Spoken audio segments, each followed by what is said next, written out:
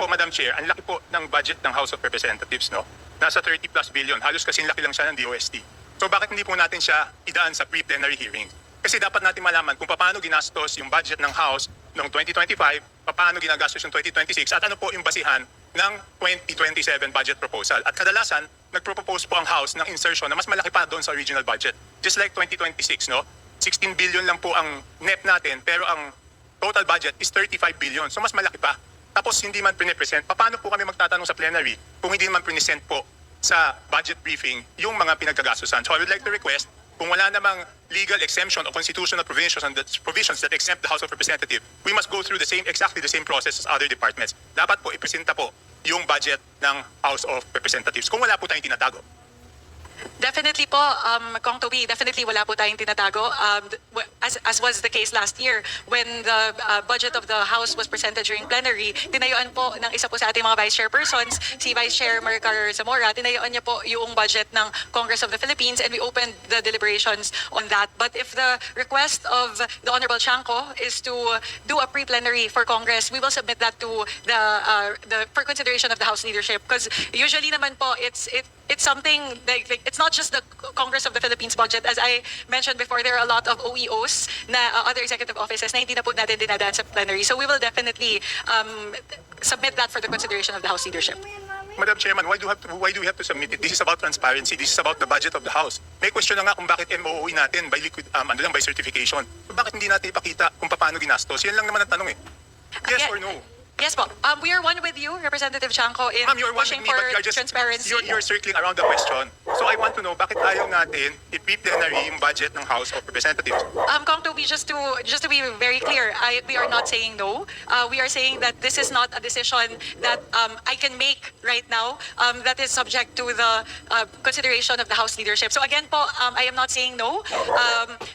Again, we've done so many reforms to promote transparency. We've done the BARC. Bukas na po lahat ng mga amyenda. Pinapakita po natin line by line, not just in the House, in the level of the House of Representatives, but even at the level of the Bicameral Conference Committee. Pinapakita na rin po natin lahat ng amendments. So again, if this is a push towards transparency, most definitely po, we will support this, but this is not a decision that we can make at the moment. This needs to be submitted for the consideration of the House leadership. Madam Chair, you're not saying no, but you're not saying yes also. Diba? I mean, ano bang problema? What is the problem? Why don't we ask the House leadership? Nandiyan man speaker, nandiyan man si Madjo. Ba't di lang natin tanongin? Again po, I am unable to say yes or no to that question because it is not my decision to make. I would have to, again, submit this for the deliberation of the House leadership. And we will rest assured po what the assurance that I can give. If it was within my jurisdiction, I would have been able to decide right here and now. But please give us some time to submit this for the decision and deliberation of the House leadership. But that is no assurance at all. 2025, ang NEP po natin, 16 billion. Nag-insert po ng 17 billion ang House. Naging 35 billion yung budget.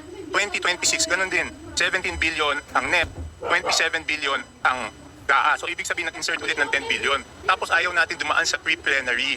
So anong problema?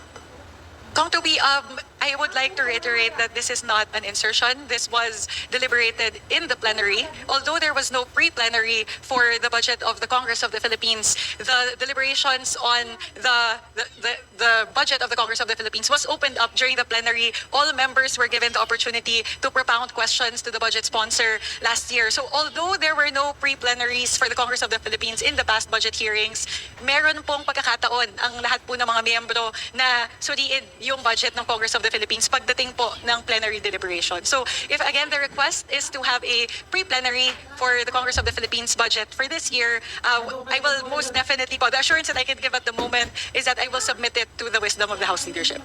Eh kung ganun pala, pwede naman pala sa plenary lang magtanong, bakit pa natin sila pinadadaan sa pre-plenary? Tapos tayo ayaw natin idaan yung sarili natin sa pre-plenary. Pwede naman pala, di ba?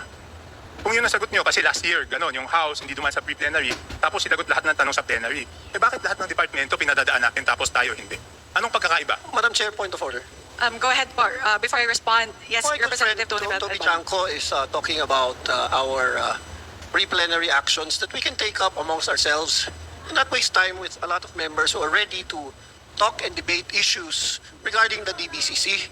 So, with respect to my good friend Toby Chanco, the list is so long that I don't even know if I can ask questions primarily on the national and local concerns later on with our friends who have prepared this. And this has been an ongoing practice to have the DBCC. So if this is a concern, my point of order, Madam Chair, is if it is just concern about scheduling, maybe we can take this up with the permission of Congressman Toby, with the leadership, and not waste the time of members and also our guests here in plenary. If that is okay, that is a point of order that I'd like to Okay, if it's a point of order, I will explain and I would like the chair to rule. If it's a point of order, I will not bill.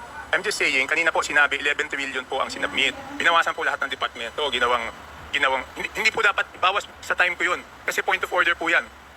Hindi po dapat ibawas sa oras ko yung sagot ko sa point of order niya dahil hindi ko po tanong yan. Okay, kanina po sinabi 11 trillion. Binawasan 7 trillion. So kaya natin pinapag-submit ang bawat departamento. Sasabihin nila, paano nila ginastos yung pera, nakabuti ba ito sa taong bayan. Yun po ang ginagawa sa pre-plenary. So paano po kami magtatanong dito sa plenaryo kung wala naman presentation ganon? Huhulaan namin kung magkano yung nagastos? Anyway, I would like to request the chair to rule on the point of order. You think I'm out of order? Then just say. Madam